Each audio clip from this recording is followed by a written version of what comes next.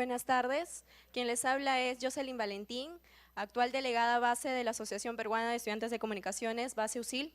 Agradecemos su gentil asistencia y asimismo la asistencia de la profesora Natalie Hendricks y el señor Augusto Tamayo, al quien pido fuertes palmas, por favor. Asimismo, agradecer a todos ustedes por la participación del día de hoy. Es nuestro segundo evento y esperamos contar con la asistencia de todos ustedes para los siguientes que vienen de la parte de la Asociación de Base USIL. A continuación, las palabras de nuestra directora de la carrera de Comunicaciones de la Universidad San Ignacio de Loyola, Úrsula Vallejo.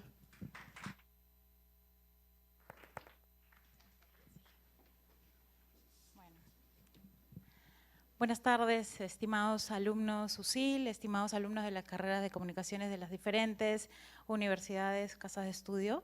Les doy la más cordial bienvenida a este segundo evento organizado por la Asociación Peruana de Estudiantes de Comunicación Social, base USIL de la carrera de comunicaciones. Hoy en día el proceso de la comunicación se torna cada vez más intenso, cada vez más difícil, pues la irrupción de las nuevas tecnologías y su gran impacto en la sociedad y la cultura han creado cambios en la manera de comunicarnos. No tenemos duda que la globalización, la cibernética y la nanotecnología han hecho desaparecer las tradicionales fronteras de la distancia y del tiempo, así como de la intimidad y también de la vida privada. Igualmente, cuanto más rápida y más voluminosa es la comunicación, se hace más difícil su comprensión y su asimilización. Rodeados de información y, sin embargo, cada vez más nos sentimos más desorientados y más desvalidos. Frente a esto, el desafío para el mundo de las comunicaciones tiene hoy una gran magnitud. Necesitamos comunicadores profesionales que sean capaces de observar, de analizar, de juzgar los contenidos de los mensajes y hacer de cada uno de ellos una nueva forma de mirar al ser humano, a la cultura y a la sociedad. En ese sentido, es intención de la carrera de comunicaciones de la USIL ofrecer estos espacios de aprendizaje necesarios para enfrentar las exigencias de una comunicación que necesita ser depurada a fin de construir un mundo más justo, más fraterno y un mundo más humano. Actualmente existe una generación audiovisual. La mayoría de los conocimientos que nos llegan son a través de las imágenes, al contrario que de antiguas generaciones, los comunicadores de hoy han perdido la linealidad del aprendizaje debido en mayor parte a las nuevas tecnologías que han ido apareciendo durante estos últimos años. Por eso hoy nuestra charla, nuestro evento es Perú Audiovisual, la industria del cine y la televisión en el Perú, con dos grandes ponentes y referentes del mundo audiovisual. Natalie Hendricks, quien es realizadora, productora y además es docente de nuestra casa de estudios, y también don Augusto Tamayo, un gran cineasta a quien pido para ambos un fuerte aplauso y muchas gracias por haber venido aquí.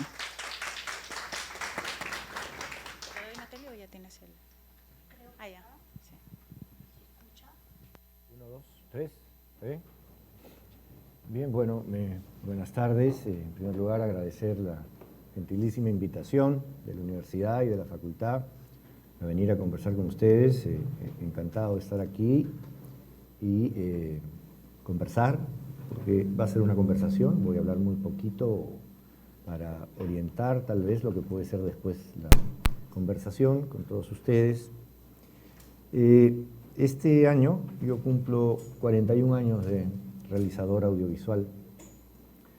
Se me pasaron los 40 sin celebrarlo y espero este año sí poderlo celebrar.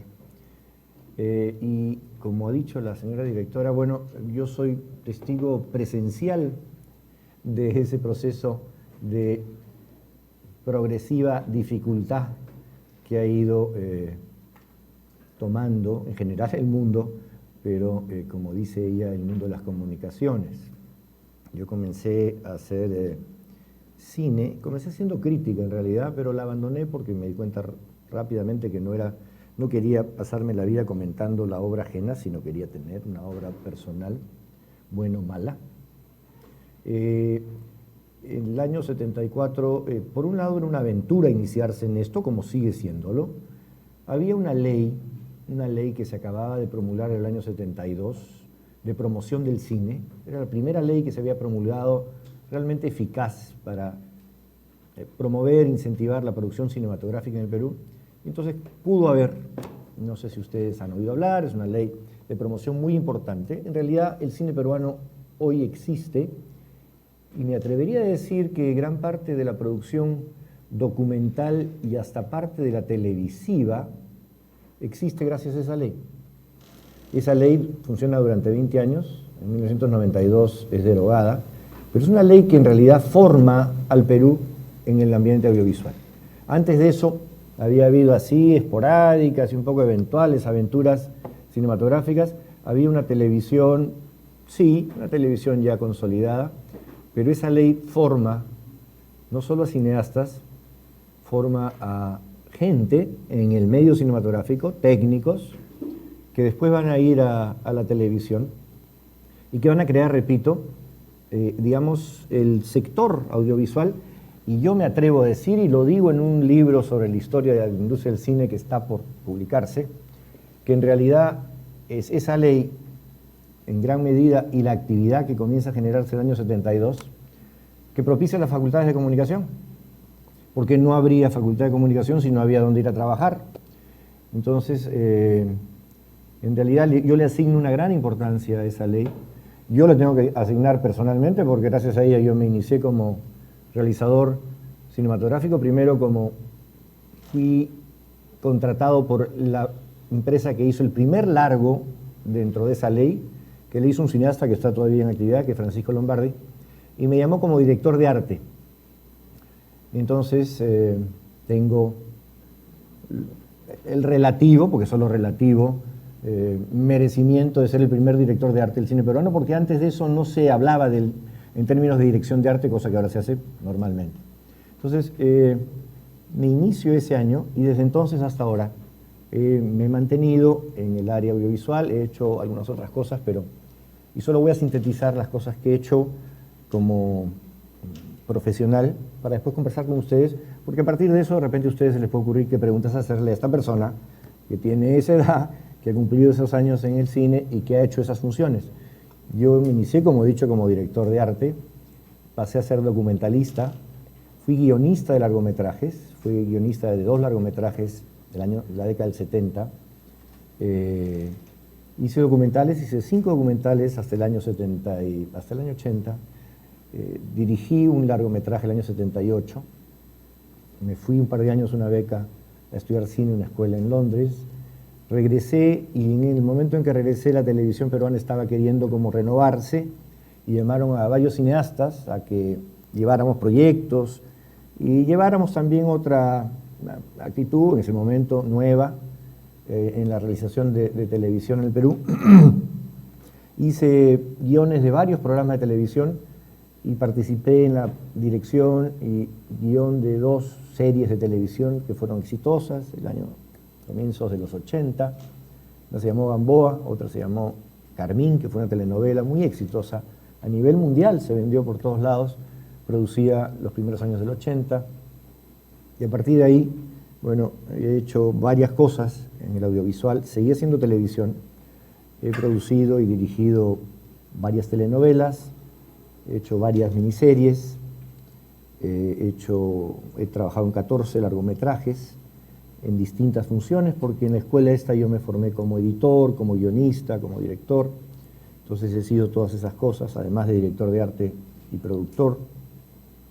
Y además, bueno, me dediqué a la docencia en el área y también entré al gremio, se formó un gremio muy activo al que también yo le atribuyo enorme importancia. Obviamente que la generación no tiene por qué ni conocerlo ni atribuirle, pero bueno, históricamente a veces las cosas hay que... Ese gremio que se llamó la Asociación de Cineastas del Perú, yo le atribuyo a ese gremio, a las personas que participaron esforzadamente, trabajando por leyes y por ampliaciones de leyes y por todo lo que era la legislación. También yo creo que todavía se le debe el reconocimiento de las generaciones nuevas de cineastas, porque gracias a ellos es que también existe cine en el Perú.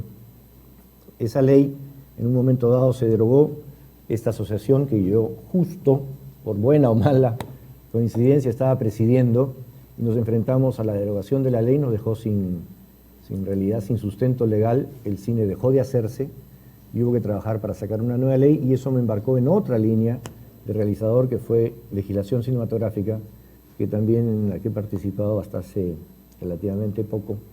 Entonces, he tenido esta actividad, que solamente se las comento, para propiciar preguntas sobre cualquiera. Gracias a eso he podido hacer trabajos en muchas diversas áreas y muchos diversos roles y muchas diversas funciones, en general en el área cinematográfica y televisiva, así como gremial, legislativa y académica, en donde también, bueno, con Natalie hemos podido publicar varios textos dedicados al cine, a la publicidad. Acaba de salir uno dedicado a la dirección de arte. Estamos por publicar uno que se llama Financiamiento, Distribución y Marketing de Cine Peruano, que trata de recopilar información que sea de utilidad para la gente que está intentando generar un proyecto, dónde financiar, cómo organizar un proyecto, cómo presentarlo, cómo gestionarlo, cómo marketearlo, cómo distribuirlo, cómo exhibirlo, que creo que es un libro bien útil. El propósito de todos los proyectos editoriales en que nos hemos embarcado tienen más que un interés de académico un poco así exquisito. Todos han tenido una pretensión práctica, que sean útiles para los alumnos y para la gente del medio, que los puedan utilizar para sacar adelante proyectos, para encontrar ahí caminos, indicaciones, propuestas, conocimiento que los ayude en sus proyectos de documentales, de cortos, de largos, de televisión. Entonces, eso es un poco, y no tenía otra ponencia que simplemente hacer esta presentación para, a partir de esto, que ustedes ya pueden tener una idea de las cosas sobre las que puedo saber algo, por esos 41 años, iniciar una conversación y que ustedes puedan ir preguntando lo que a ustedes les puede interesar, y trataré yo, como Natalie, de resolver las preguntas que ustedes puedan tener. Miren, el cine peruano tiene, antes del 72 hubo, pero en realidad el cine peruano existe del 72. Es una misma línea, es una misma continuidad, sustentada en dos leyes, pero yo siento que el cine peruano tiene una unidad dentro de la variedad, y hay algo que puede distinguir al cine peruano, que creo que es uno de los temas interesantes sobre los cuales no sé si se ha reflexionado lo suficiente. El cine que se hace hoy, aunque parezca mentira, es bastante similar al que se hacía en los años 70. Hay comedias, que hubo algunas, hay un cine comprometido ideológica o políticamente, hay un cine de acción, digamos, y hay un tono, hay un espíritu. Bueno, todos somos peruanos, han pasado 40 años, pero seguimos siendo peruanos, y entonces hay un tono, hay un sabor, hay un espíritu, hay una manera de ver y de ser que compartimos, a pesar de las diferencias de generación, y yo siento eso como muy presente en el cine de hoy con respecto al cine que se ha hecho de esos 40 años. Entonces creo que es interesante, porque a veces se piensa que todo comenzó ayer, ¿no? Y no comenzó ayer. Y éxitos de público hubo en los años 70, 80, enormes éxitos, fluctuaciones en la producción, aumentos, bajas, más producción, menos producción. Entonces creo que la realidad de hoy está muy emparentada, es derivación, es consecuencia. Por lo tanto, creo que el conocimiento histórico, que es algo que no sé por qué no se está enseñando ya ni en los colegios, es fundamental. Es decir, uno va a tener mucho mejores armas para enfrentar el presente conociendo en qué tradición y en qué historia está uno inserto. Eso es algo que, por ejemplo, en este mundo de confusión que también retrató la directora, me desconcierta a mí también pensar de que, a pesar de todos los medios inmensos de información, cada vez pareciera haber menos personas informadas, lo cual es una contradicción. Y parte de esa información creo que es la información histórica en todos los aspectos, no solo el cinematográfico, y me parece importante reflexionar, y esta oportunidad para mí es tal vez hablar un poquito de eso y tal vez interesarlos a ustedes, que se informen de lo que ha sido esta industria, no solo hoy, para comprenderla mejor y poder insertarse mejor y poder hacer tal vez mejor su trabajo. Gracias.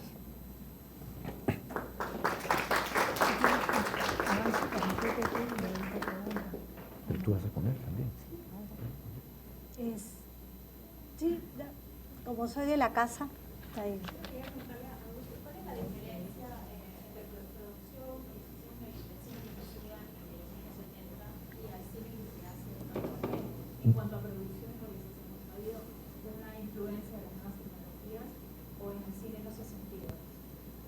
Mira, hasta donde yo lo percibo, las tecnologías, claro, obviamente que están ahí, aparecen y traen consigo algunos cambios.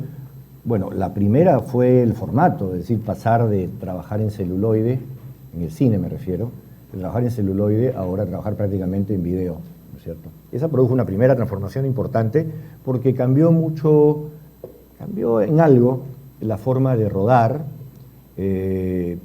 Una importantísima fue que como el video es más barato y no cuesta la cinta, entonces ahora se puede filmar más material.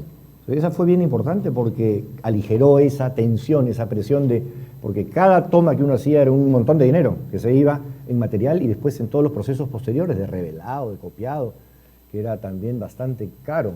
Todo eso se aligeró y entonces la actitud frente al rodaje, digamos, se hizo más liviana. Es decir, filmar era antes una especie de cosa que se le venía, era como, no sé, era entrar a un hospital, ir a misa y no sé, alguna otra cosa así, solemne y seria, todo junto. Había una sensación de peso y había que encararlo, y había que tener, digamos, la confianza y la habilidad.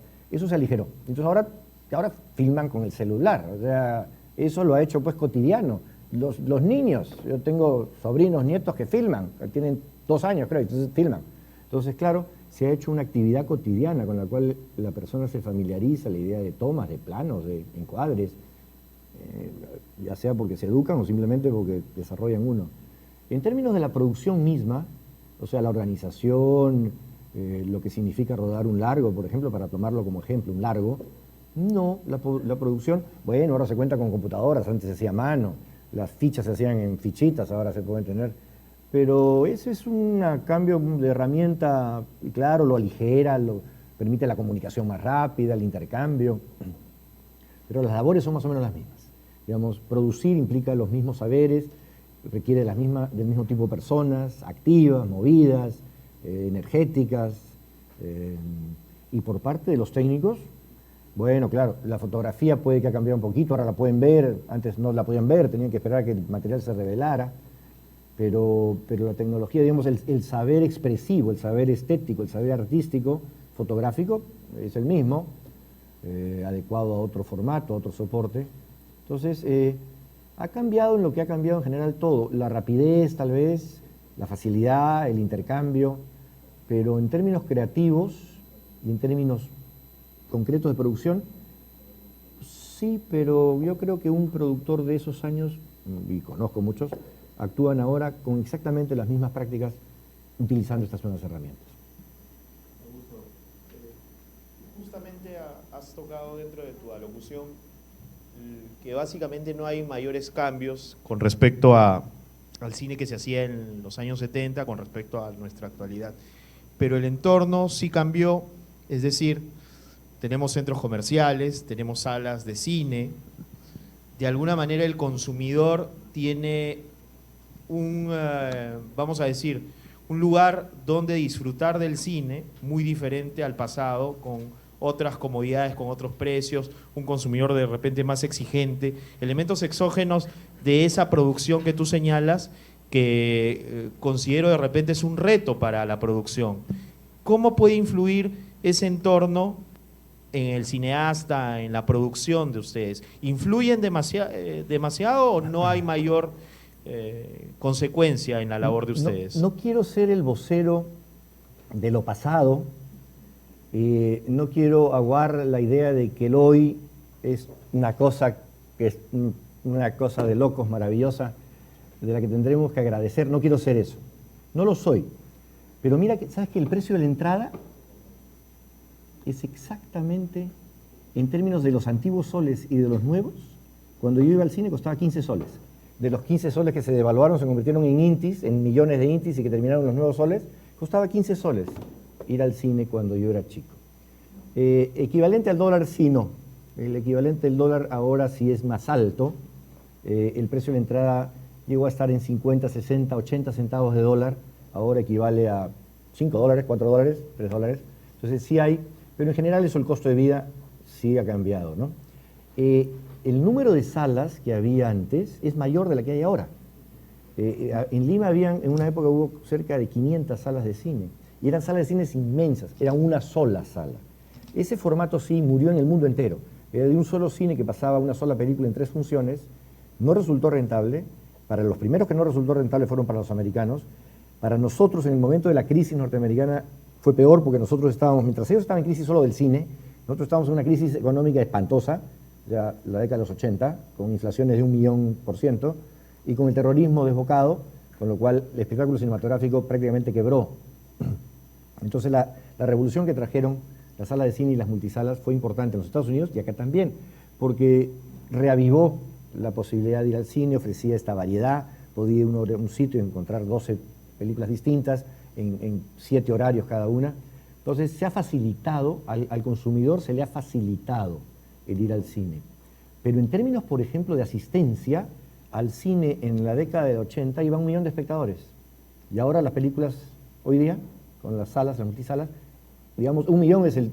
Claro, tenemos a Su Madre, que es una cosa inaudita, ¿no? Sale fuera de todas las tablas. Pero lo normal para una película exitosísima es 1 millón, 1 millón y pico, que era lo que hacían las películas exitosas. Entonces, por supuesto que el mundo ha cambiado. Vemos las fotos nomás y la gente tenía otros peinados y se vestía distinto. Pero hay cosas que yo siento que sí, es que es una forma de ver la historia, ¿no? Y así, cambia pero no cambia. Entonces, hay más comodidad para ir al cine, pero va la misma cantidad de gente, cuesta más o menos lo mismo, claro, tengo más chance de ver más películas, pero se estrenaban 200 películas norteamericanas, como se estrenan hoy día, y se estrenaban 6 películas peruanas, ahora se estrenan, claro, como se ha abaratado con el sistema digital, se estrenan ahora 12, ¿no? Entonces, todo cambia, la otra frase es, todo cambia para mantenerse igualito, ¿no? Esa es la otra frase un poco escéptica de la historia, ¿no? Todo cambia para ser igualito a lo anterior. Tal vez Natalie, que sabe mucho del mercado y de la... Tiene que ver mucho con lo que ha dicho Augusto, ¿no? Me voy a tener que mover para poder mostrarla. ¿Se escucha? Bueno, Augusto estaba conversando sobre lo de la ley, que es fundamental, porque un poco voy a tener que pasarlo un poco rápido, porque es parte de una investigación del libro que estamos preparando con Augusto. Darse una idea de lo que pasa en el mercado.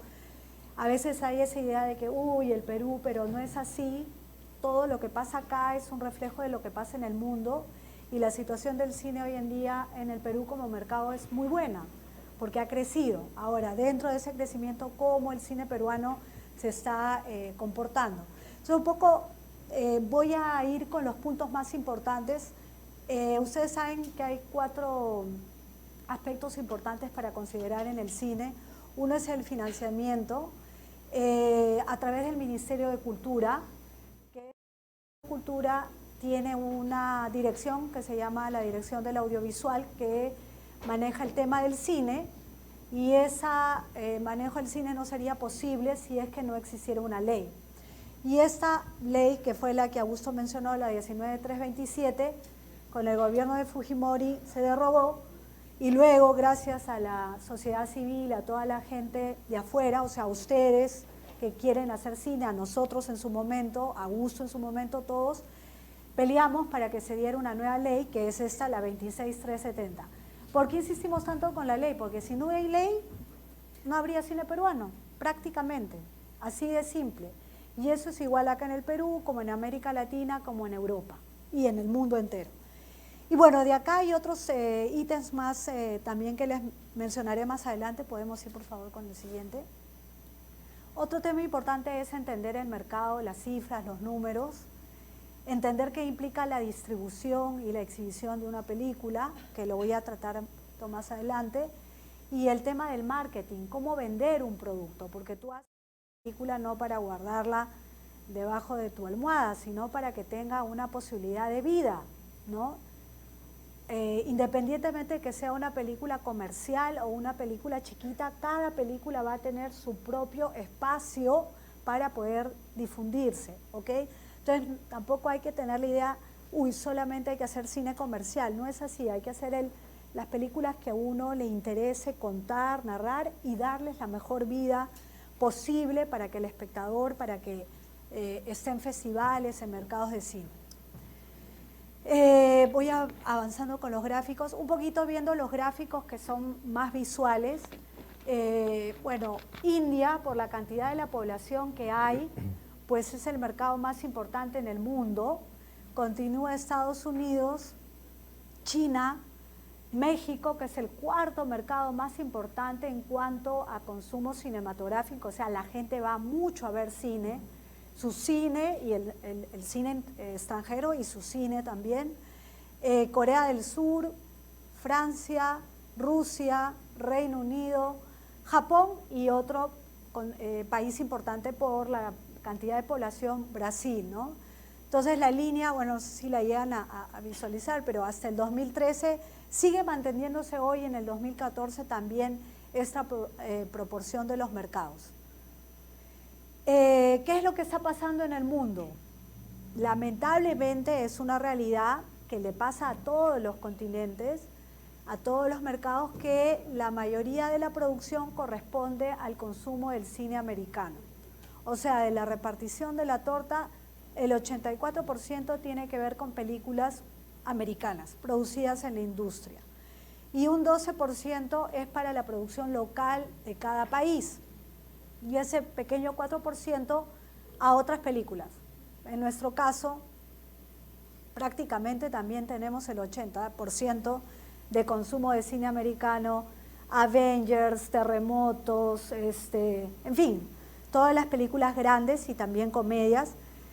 Y tenemos un porcentaje del 12% más o menos para nuestro cine peruano, ¿no? Como de todo, porque hay desde películas como Climas, que varios alumnos les he pedido que vayan a verla, o como El vientre, que es una película de suspenso, o sea, o como A Sumario, como A los 40, o como Rock and Roll. Todos estamos metidos en ese porcentaje. Y el 4% tiene que ver con otro tipo de películas. Por ejemplo, ahora si van al cine y ven en la cartelera, pueden encontrar una película francesa, ¿no? La familia, una comedia que es de... ¿Alguien? Dios mío, ¿qué ha pasado? Sí, es una película francesa, como es de comedia funciona, pero el mercado para las películas de otros países que no viene de Estados Unidos es chiquito y corresponde a ese pequeño porcentaje. Es una realidad a nivel mundial, no es un tema solo con el Perú. Siguiente, por favor. Y al revés de lo que pasa en Estados Unidos, es que ellos sí tienen prácticamente todo acopado su producción americana, un pequeño porcentaje, 7.5% aproximado, de acuerdo a los estudios que recibimos información de los observatorios audiovisuales europeos, de Europa, de América Latina, el nuestro a través de otras fuentes de datos que conjugamos la data para entender el mercado. Porque si alguien va a insertarse en este medio, tiene que entender el mercado, si no, como cualquier cosa que emprendas, si vas a hacer, no sé, ropa, tienes que entender cómo se mueve el textil, desde saber cuánto cuesta el algodón y dónde se exporta más, de dónde importo, etcétera, etcétera. Igual es en la concepción del cine. La siguiente, por favor. La siguiente. Nos vamos a Latinoamérica. ¿Cómo ha sido el año 2014? A ver, Argentina, lo he puesto en orden alfabético, pero si se dan cuenta, México es el mayor mercado. 240 millones de espectadores han visto películas en el 2014. Continúa Brasil, continúa Colombia, que está bastante fuerte, Argentina, y nosotros estamos ahí peleando el mercado en un quinto lugar con casi 40 millones de espectadores, 39 millones. La estadística, la data, la proyección al cierre de 2015 será de 48 millones. ¿Por qué? Porque ya solo Asumare hizo 3. Entonces de esos 39 más 3, casi 39 y medio más los 3, más Jurassic Park que cerrará en 1 millón más, etcétera, y estamos recién en junio, ¿no? Cerrando junio, la proyección es que el mercado está creciendo, la gente va a ver películas y por supuesto hay participación de otro tipo de películas peruanas también. Siguiente, por favor. Un poco cómo ha ido el progreso, a lo cual se refería Augusto, el progreso del cine. Vamos hacia atrás. 2014, 39 millones.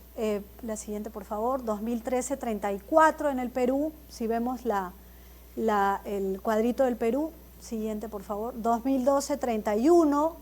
2011, 30. 2010, 28. Entonces hay un progreso, un crecimiento. El siguiente. ¿Qué es lo que ha pasado en los últimos 5 años? Prácticamente ya todo es exhibición digital.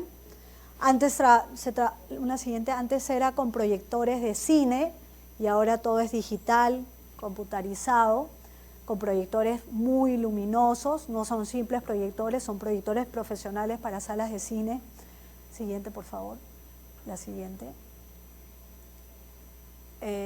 Y este es un cuadro súper interesante de lo que justo comentaba Augusto. Miren cómo las películas, y esto que no hemos retrocedido 20 años más atrás, o sea, 10 años más atrás, que es la década del 70, pero entre el 1980 hasta antes de la crisis, ¿no?, que fue en el 92, que fue lo más grave, ahí hay una cantidad de películas peruanas que se han movido muy bien con el público, que hacían 1 millón de espectadores, 800.000, 700.000 espectadores, que había buena conexión. Pero miren, en la mitad, la peor crisis, que felizmente no la han tenido que vivir ustedes, ahí es donde, claro, hay crisis económica y todo va a afectar. La gente no tiene plata para ir al cine, no hay plata para la cultura, para producir. Y luego lentamente, con todo el cambio de las salas, porque eran salas, hasta el 96, todas las salas eran pues de 1.500 espectadores. El Cine El Pacífico era de 1.500 espectadores. Platea y mezanine. No funcionó más, se rompió ese negocio y todas se fragmentaron en cadenas de cine, ¿no? O sea, en multisalas. Entonces, a partir de ese cambio ya las salas son de 200 espectadores, 250, y miren cómo ha evolucionado de una manera súper atractiva, súper interesante, como ven acá en el cuadro que hemos preparado. Otro cuadro, nuevamente para que vean cómo es la escala desde el 98. ¿Qué ha pasado en el Perú? Esto que les contaba de la torta, prácticamente todas las películas extranjeras están en este torta, ¿no? Lo que llamamos el market share, la cuota de pantalla, la repartición del mercado. Hay muchos términos en inglés que se usan para poder entender la data, la información estadística. 3.7%, bien interesante la participación iberoamericana. ¿Alguien ha ido a ver una película que no sea gringa el año pasado? Hablada en español, pero que no sea peruana, que recuerden. Bueno, les doy algunos ejemplos de películas que son parte de ese 3.7%. Cantinflas, Delirio, La alegría de la felicidad con Francella. Ahora les voy a mostrar los afiches. Relatos salvajes, gran película, nominada al Oscar. Siguiente. Unas más, por favor. Más, un poco más. Aquí están. Relatos salvajes, Cantinflas, Rec 4, a los que les gustan las películas de terror, que a casi todos mis alumnos les encantan las películas de terror, todos sus cortos son de terror, de suspenso, de sangre, de muerte. Bueno, ahí está Rec, una película española, Rec 4, ¿no? Porque ya tiene la 1, la 2, la 3, la 4. No se aceptan devoluciones, película mexicana interesante. Ahí. Y bueno, aquí está la base y podríamos avanzar uno más. Y bueno, para terminar, porque nos han dado solo tiempo para las 6:30, ahí. ¿Qué haces cuando vas a estrenar una película? Te dan un calendario. Nosotros, por ejemplo, ahorita, por el acceso que tenemos, ya sabemos que va a pasar hasta el 2017 con los estrenos. Todo está programado, ¿no? Todo eso lo manda el mercado americano, que es el más fuerte por lo que les he demostrado. Y en medio de ese calendario tenemos que insertar las películas peruanas. Es un poco la lógica. Entonces es ver el calendario, ver bien qué tipo de película tenemos, qué público tiene esa película, ver qué presupuesto tengo para marketearla y con cuántas pantallas puedo salir a estrenar la película. La combinación de todo eso hace que uno pueda medir el éxito de una película. Entonces no es simplemente mirar las cifras y decir, 1.500.000 y la otra que no hizo eso. No, primero habría que analizar todas estas variables que les he mencionado para tener claro cómo resultó la película, ¿ok? Bueno, pasamos a las preguntas porque no sé si quieren preguntarnos a Augusto, a mí, en fin, de más cosas. Retrocedemos unos dos más. Vamos a retroceder. Veamos en... Sí. Adelante, pregunte. Una cosa que Bueno. que ha cambiado notoriamente es el costo. O sea, notoriamente se ha abaratado el producir una película. En algunos casos, dependiendo de cómo uno encare la película, ¿no? Pero ahora se puede hacer películas, se hacen películas que se pueden estrenar en la sala de cine por cantidades que eran imposibles, ¿no? Antes no se podía hacer una película por menos de $150.000, $200.000, y ahora se pueden hacer películas, igual se pueden hacer películas de $200.000, igual se hacen películas de $300 o de $400.000 en el Perú, pero también se pueden hacer películas que con $30.000 se han estrenado. Entonces eso sí ha cambiado con la tecnología, porque eso ha abaratado todos los procesos, ¿no? Y ha cortado un poco a veces los tiempos. Al acortar los tiempos también eso abarata, porque el tiempo que se consume en hacer algo cuesta. Bueno, yo tenía una pregunta. Se ha hablado sobre lo que es el cine. Mi pregunta va a lo que es ficción en televisión. ¿El proceso es similar a lo que hemos visto, que por la crisis bajó y se está recuperando, o es diferente? Sí, bueno, la crisis, como dijo Natalia, afectó todo. La crisis, no sé si ustedes se las han contado, pero fue espantosa, fue terrible. Es una de las más graves crisis económicas en la historia de la economía del mundo. Ha habido otras y todavía hay, pero afectó todo. Y la producción de televisión también se afectó muchísimo.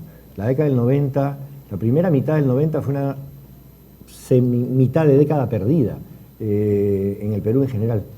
Se fue recuperando. El problema con la ficción y la televisión, más bien, el cine que existe es el de ficción. Hay documental, pero en las salas es difícil exhibir documentales. Se exhibe, pero muy poco. O sea, la sala de cine es un espacio para la ficción, casi exclusivamente. En cambio, la televisión no. La televisión se ajusta a lo que el público va demandando o lo que alguna fuerza determina que le guste al público.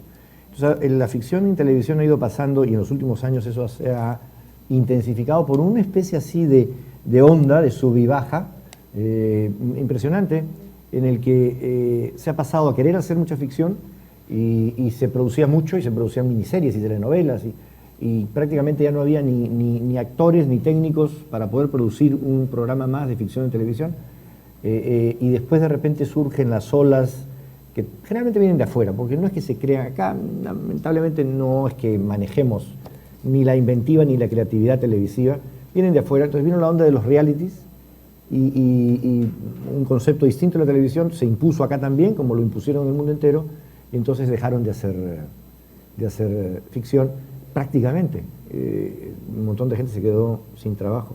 Y de repente parecía, y acabo de estar conversando con gente que está muy metida en un canal, especialmente en ejecutivos, y parecía que se estaba retomando y se acaban de producir una telenovela de nuevo, después de mucho tiempo que no se hacían telenovelas, y algunas miniseries, y de repente ha venido una orden de que no, que se vuelva a parar todo, y es bien incierta la presencia de la ficción.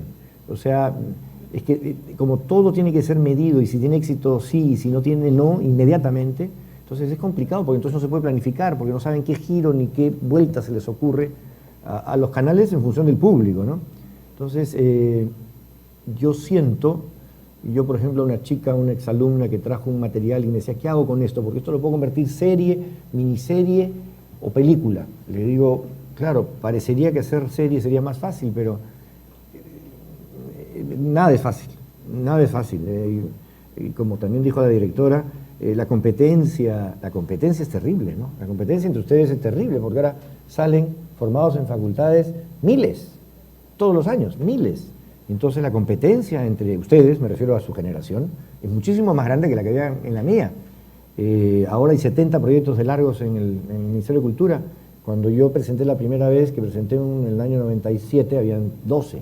Ahora son 70 proyectos que quieren competir por 6 premios. En la televisión es lo mismo, ¿no? O sea, entrar a la televisión Esta chica vino y me dijo, ¿cómo hago? Y yo, mira, yo voy a ayudarte todo lo que pueda, pero es que es bien complicado. O sea, la televisión tiene, el canal tiene un horario para ficción, prácticamente. O sea, el 4 tiene uno y por ahí le agrega otro, pero si no tiene uno. Y canales que pasen ficción, que tengan la capacidad de financiar o comprar ficción, hay dos, no sé si tres, dos. Entonces son dos canales, digamos que tres, que tienen un horario para insertar ficción. Entonces son 3 productos de ficción que pueden insertarse cada 6 meses. ¿Cuántos proyectos de ficción para televisión generan solo los alumnos, para no hablar de los profesionales mayores? Entonces, bien, es bien complicado. Yo a veces en mi clase misma hay gente que me dice, pero no, yo no quiero dar un panorama ni negativo ni pesimista. Dicen, pero los alumnos hay... Yo a los alumnos he pensado toda mi vida, y tengo también 40 años de profesor, hay que decirles la verdad. No se trata de pintarles ni positiva ni negativa. O sea, la realidad es la realidad y solo si lo enfrento voy a tener alguna mínima posibilidad de éxito. Entonces, no es ni por desanimar ni por animar, pero es bien difícil hacer ficción para la televisión. Exigen que uno produzca ahora, antes no, pero ahora exigen que uno produzca un piloto, lo cual le cuesta a la productora la plata que eso cuesta, para ver siquiera si entra a ser considerado, y aún así conozco el caso de un proyecto que estaba aprobado y acaban de decirle que no va, porque además está la competencia. Es 1 hora o 2 para ficción, pero hay ficción en el mundo. Y entonces me resulta a veces más barato comprar, y entonces ahora descubrieron que existe Turquía, y entonces se han decidido compraron una que ha tenido éxito en todo el mundo, y entonces ahora han comprado 3. Entonces claro, como compraron 3, la que se iba a producir les iba a costar 12 veces más cada hora, y tiene éxito, o sea, tiene un éxito que ya viene más o menos. Entonces es bien duro, muchachos. Hay que tener una persistencia, unas ganas y no sé, no cejar y aguantar y no deprimirse hasta lograr insertar un programa de ficción. ¿Cuál es el proceso que tengo que llevar? Por ejemplo, si yo quiero hacer una película y tengo el guión y todo, ¿cómo consigo a los patrocinadores? O sea, voy y les presento mi guión y les digo cómo se lo vendo, o a dónde voy. No quiero desanimar a nadie, pero es que es difícil para todos. Bueno, tienes 2 caminos. Uno es buscar dinero del Estado, para el cual existe la ley, en el cual tendrías que presentar un proyecto completo al Estado y participas con estos 70, en donde un jurado, felizmente ahora de extranjeros para que no se cuestione, que digan que hay amarres y cosas, nunca han habido, pero en fin. Y de esos 70, 6 reciben una cantidad de dinero que dependiendo de tu proyecto te alcanza y algunos no, porque algunos son proyectos caros, ¿no? Entonces es un camino. Ahí tienes que competir y someterte al gusto de 5 personas, porque los jurados son eso, no son sabios de la calidad, he estado en varios, lo cual demuestra que no son sabios, nadie es sabio, son 5 personas que ahí cada uno tira sobre la mesa a su gusto y es una lotería el que gana. Por eso yo les digo a todo el mundo, ganar un premio no significa mucho, excepto la plata que uno recibe, que ya es bastante, ni perder significa nada para deprimirse, porque simplemente que no coincidió, o sí coincidió, con el gusto de 5 señores y señoras que se reunieron. Pero bueno, tienes que someterte a eso para entrar al Estado. Entonces, ese es un camino.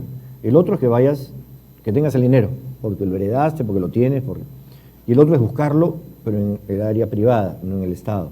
Entonces ahí sí es complicado porque gente que esté interesada en invertir en cine no va a ver porque es un negocio riesgosísimo, es el más riesgoso que existe. O sea, no sabes qué va a pasar con una película. En Hollywood hacen 10, una triunfa y 9 por ahí van, con la 1 más o menos que financian el negocio. Entonces no hay gente que quiere invertir, lo que puedes conseguir son auspiciadores. Por una persona, Natalie desarrolló una capacidad enorme para buscar auspiciadores y otro que ha demostrado una capacidad enorme es este productor de estos 3 proyectos exitosos de cine que son Azumar y los otros de Miki Valladares. Entonces, mira, convencer a auspiciadores es una cosa bien. O sea, son gente que tampoco quiere regalar la plata, quiere entender qué le vas a dar tú a cambio. Tú tienes que demostrarles, tienes que ofrecerles y demostrarles que puedes cumplir lo que ofreces. Y lo que le ofreces tiene que interesarles. Son empresas, no van a hacerlo por amor al arte, no van a hacerlo por amor a nada, sino a su propio beneficio como les corresponde. Si vende la película o no. ¿Perdón? ¿Van a analizar si vende la película o no? O sea, sí. ¿tendría más posibilidad si mi película fuera comercial? Seguramente que sí. Si están midiendo cantidad de espectadores para su logo y su presencia, a veces les puede interesar otra cosa, que es ideal. Yo hice una película y no era una película que iba a ser evidentemente comercial porque era histórica, pero sin embargo les ofrecí algo que les interesó a un banco. Entonces, a veces puedes encontrar algún otro camino, ¿no? Pero en principio sí, ese sería el fundamental. Y como no lo puedes demostrar fehacientemente, tienes que encontrar alguna forma de convencerlos. Entonces, no es tan sencillo. Entonces, tienes dos caminos. O buscas el dinero en el privado, o buscas el camino del Estado, que te lo da, bueno, después te supervisa y te fiscaliza todo, pero compites con mucha gente a una especie de pequeña tinca, ¿no? Bueno, menos números juegan, pero de todas maneras puede salir o no, ¿no? Señor Tamayo, ahora, como usted decía, es muy complicado poder ingresar al mercado aquí en Perú, al mercado audiovisual. ¿Qué opina usted acerca de las plataformas digitales como YouTube, por ejemplo, que han permitido que algunas personas a las que se les cerró las puertas en la manera tradicional de hacer esto, han tenido éxito como Enchufe TV, por ejemplo, y también están ganando y pudiendo vivir de hacer esta arte, ¿no? Sí, claro, por supuesto.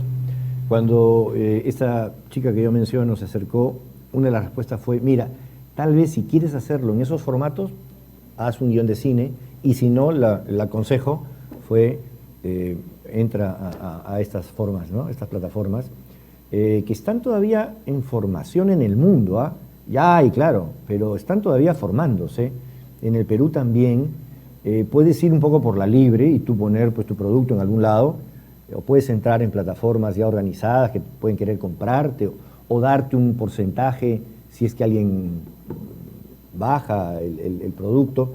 Lo que yo he tratado mucho en el último tiempo es realmente averiguar qué representa en términos económicos. O sea, lo hacemos, por ejemplo, una persona me dijo, mira, estás en realidad invirtiendo a futuro. Eso va a resultar económico. Me dijo una persona que conocía el tema, me dijo, eso en el Perú realmente va a funcionar económicamente en 10 años. Pero si tú eres del que está desde ahora, tienes un pie adelante, ¿no es cierto? Porque lo que yo más he preguntado es, ¿cómo funciona económicamente? Usted ha dicho una cosa que me gustaría corroborar, que hay gente que ya puede vivir de hacer eso. Yo hasta donde he podido averiguar, no estoy seguro, pero puede ser que me falta la información. Es bien complicado. Mire, yo sé que hasta Facebook tiene problemas todavía para demostrar que es rentable en términos de publicidad. Twitter está en peores problemas, porque no ha terminado de mostrar su rentabilidad como plataforma publicitaria para que la gente invierta. Obviamente que son pues monstruos, ¿no es cierto?, de miles de millones de dólares. Pero no sé cuánto estén. Yo he preguntado tarifas y nadie me termina de dar una cifra de cuánto puede apoyar una empresa por poner publicidad en un programa de 5 minutos, que son estos de como... El otro día me mostraron, por ejemplo, una serie que es muy simpática que se llama Los Cinéfilos. Ya tiene 50 y tantos episodios de 4 minutos, ¿sabes? Y ya tiene auspiciadores. Ahora, lo que no tengo idea es cuánto invierten los auspiciadores para saber si siquiera... Claro, parece que ahí nadie cobra, pero entonces no es que estén viviendo. Parece que nadie cobra, tienen actores o se les paga muy poquitito. Entonces, es un camino, definitivamente es un camino y pareciera ser el camino del futuro, definitivamente. No sé si es un camino actual hoy día para poder producir más o menos y dedicarse a eso y realmente vivir y mantener una productora que no se dedique a otras cosas para financiar eso. No lo tengo tan claro. Sé que es el camino, pero no sé si estamos en una especie de inicio de la semillita y cuán factible es hoy día. No lo tengo tan claro.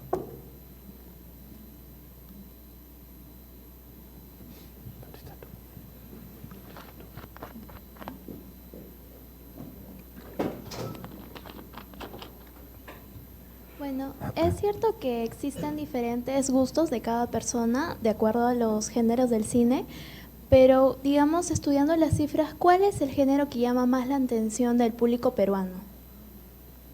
La comedia.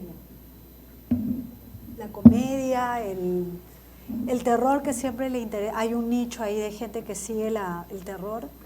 La acción también, lo que pasa es que la acción es más cara de producir, porque si vas a hacer una película de acción tienes que ofrecerles escenas que tengan un valor de producción, de persecución, y eso cuesta, ¿no? Ahora se estrena el 9 de junio una película que se llama Al filo de la ley, ¿no?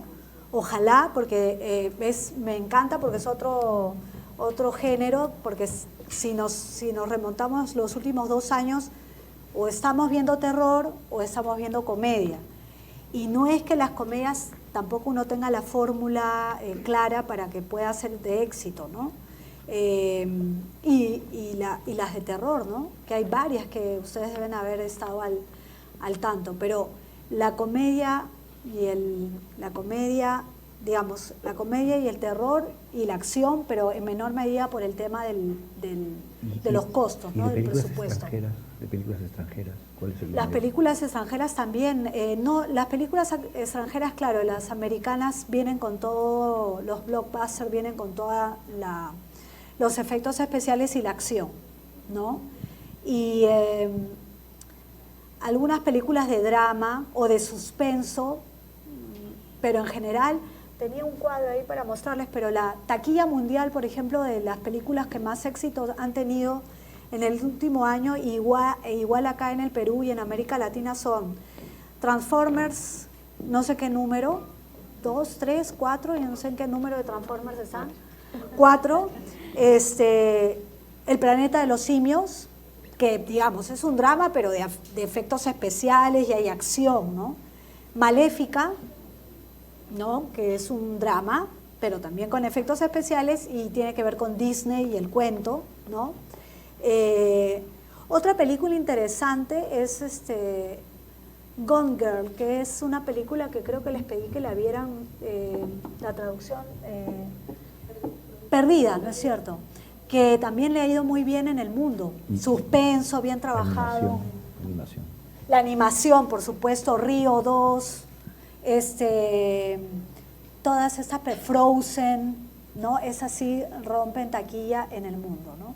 Pero la opción hoy en día para hacer un cine comercial que no tenga que acudir a la ley de cine o postular, no te queda otra que hacer un cine comercial. Difícil que una película que no tenga ese camino encuentre posibilidades en los auspiciadores.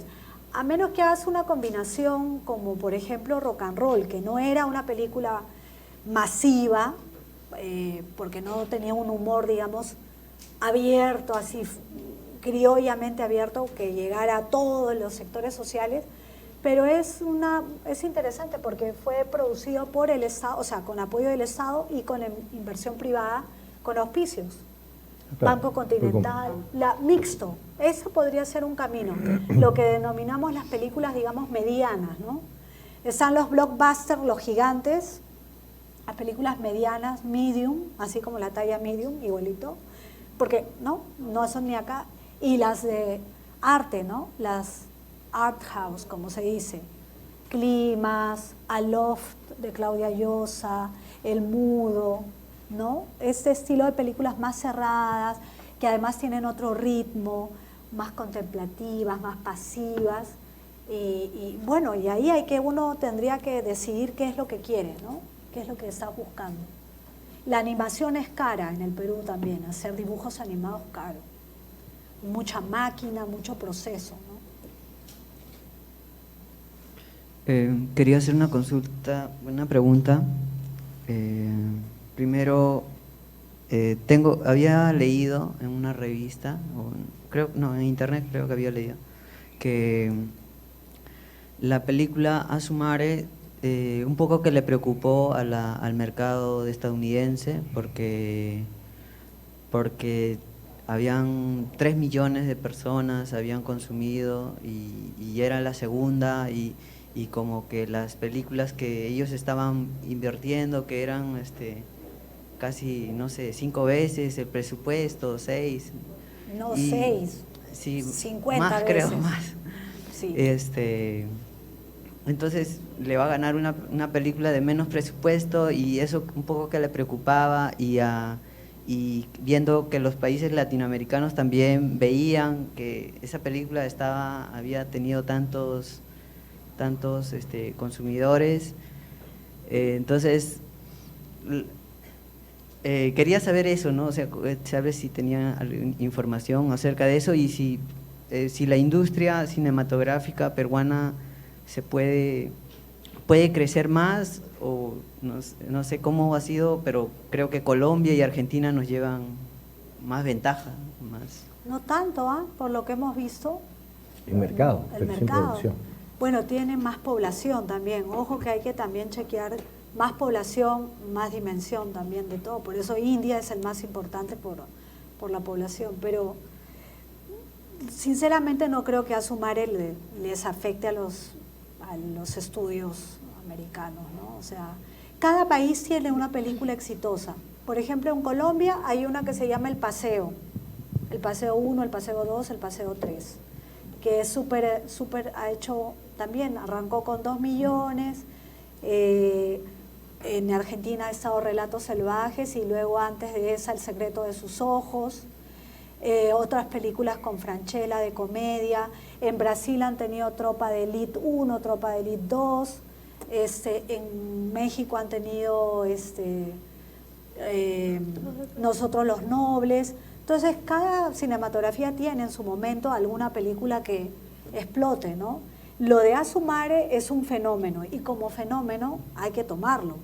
No es la lógica que vaya a repetirse, porque las cifras no dan necesariamente, no es una coyuntura especial que ha permitido que la película tenga el éxito que tenga, ¿no? Ahora, que se preocupen, puede que sí, pero no hay mucho que puedan hacer. Digamos, hay países en el mundo que cubren la mitad de su mercado, ¿no? Corea, Japón, Turquía, la mitad de su mercado son productos propios. Los Estados Unidos no pueden hacer nada al respecto, ¿no? O sea, ellos tratan, claro, de mandar el producto más comercial que pueden para ver si compiten, pero son países que han logrado crear una cinematografía y han fidelizado a un espectador. Ya en Francia tienen 40%, casi 50%. O sea, hay países que tienen una parte de la torta grande. No sé si eso va a pasar en el Perú, claro, Asumare contribuye. Los años que ha habido Asumare, el porcentaje del producto peruano ha aumentado casi a 10%, normalmente está en 5%. Es decir, sin 3 millones de espectadores, o sea, con 3 millones de espectadores menos, el porcentaje del mercado del producto peruano en el Perú baja como a 5 o 6, con Asumare sube a 10 o 11, ¿no? O sea, es un contribuyente fuerte. Pero por otro lado, los países también invierten más o menos. Generalmente invierten en función del PBI, de su ingreso bruto. Entonces la Argentina tiene cerca de 50 millones de dólares para el cine argentino, entonces producen 100 películas. El Estado peruano da 7 millones de soles, 8 millones de soles. 3 millones de dólares. 3 millones de dólares, 9 millones de soles. 3 millones de dólares para el cine, entonces se producen 6, puede producir 6, ¿no es cierto? Entonces, claro, 6 en el Perú, 80 en la Argentina, porque tienen más dinero disponible, ¿no? Y Colombia también. Pues, le afectaría en tanto que Asumare, cuando le estrenen Ponte en Argentina, haga 3 millones. Ahí sí armarían una estrategia para tratar de... Pero ese es el problema del cine latinoamericano. No termina necesariamente de ser consumido en nuestros países vecinos. ¿Acaso vemos mucho cine chileno? Poquito. Las de Qué pena tu vida, qué pena tu mamá, qué pena tu novia, todas esas, pero es mínimo. Asumare es estrenado en Chile y en Argentina. Monstruo, es súper que se haya estrenado, que vean cine peruano, pero jamás va a ser 3 millones. No porque no querramos, sino por un tema de idiosincrasia. No lo conocen Alcántara. Pero una fórmula de poder cruzar a otros países es cuando coproduces y haces que participen otros actores de otros países. Losers, este tráiler que ya está saliendo, tiene un cómico peruano, va a funcionar en el Perú, pero también tiene un cómico chileno y un argentino. Cuando esa misma película se estrena en Argentina y en Chile, entonces va a tener posibilidades económicas. Entonces esa sería digamos, la estrategia para crecer. Muy bien, la conferencia ha terminado. Les brindamos un fuerte voto de aplausos a nuestros ponentes, por favor.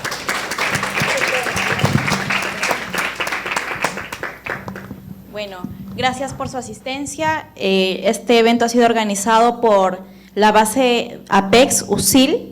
Este es nuestro segundo evento y nosotros tenemos pensado organizar 2 eventos más que van a ser en el mes de septiembre y en el mes de noviembre. Así es que están cordialmente invitados. Igualmente agradecer a la profesora Natalie Hendricks, al señor Augusto Tamayo por su extraordinaria ponencia.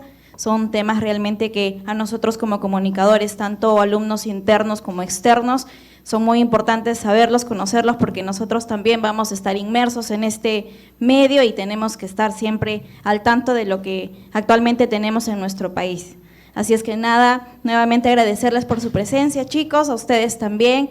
No se olviden de darle like a nuestra fanpage, nos encuentran en las redes como Comusil y también la fanpage de Apex Base UCIL. Así es que nada, ahora pueden pasar a degustar un rico coffee break y gracias por su asistencia.